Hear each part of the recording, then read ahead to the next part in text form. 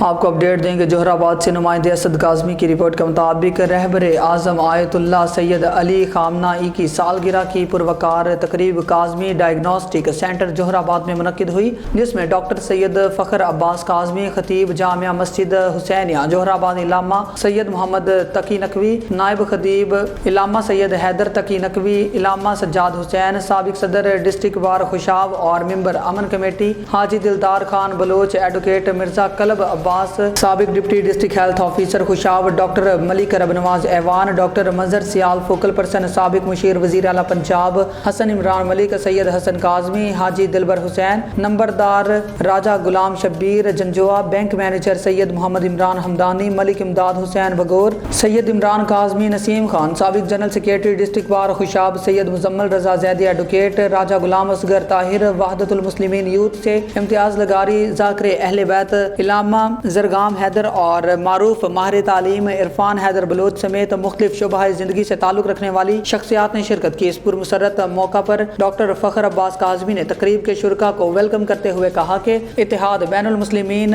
وقت کی اہم ضرورت ہے۔ رہبر معظم ولی امراء المسلمین آیت اللہ سید علی خامنہ کی سالگرہ پر وہ تمام عالم اسلام کو مبارکباد پیش کرتے ہیں۔ خطیب جامع مسجد حسینیہ جوہر آباد علامہ سید تقی نقوی نے اپنے خطاب میں ولی امراء المسلمین سید علی خامنہ کو ان کے شاندار کردار پر خراج تحسین پیش کیا۔ فوکل پرسن سابق مشیر وزیر اعلیٰ پنجاب حسن عمران ملک نے سالگرہ کے اس پرمسرت تقریب کے موقع پر حاضرین سے اپنے خطاب میں کہا کہ ولی امراء المسلمین رہبر اعظم آیت اللہ سید علی خامنہ کے وجود کے طفیل آج عالمی سامراج امریکہ اور اسرائیل شکست خوردہ ہے۔ علامہ سجاد حسین کا اپنے خطاب میں کہنا تھا کہ ولی امراء المسلمین سید علی خامنہ عہد خاطر کے حقیقی مجاہد اور حقیقی حسینی ہیں۔ ہمیں رہبریت کے ہاتھوں کو مزید مضبوط کرنا ہے۔ وحدت المسلمین یوتھ کے صدر امتیاز لغاری نے آیت اللہ سید علی خامنہ کی سیرت پر روشنی ڈالتے ہوئے کہا کہ ولی امراء المسلمین نوجوانوں کے حقیقی آئیڈیل اور رہبریت کے اقدام پر مکمل طور پر اعتماد کا اظہار کیا۔ اس موقع پر فلسطین کے مظلوم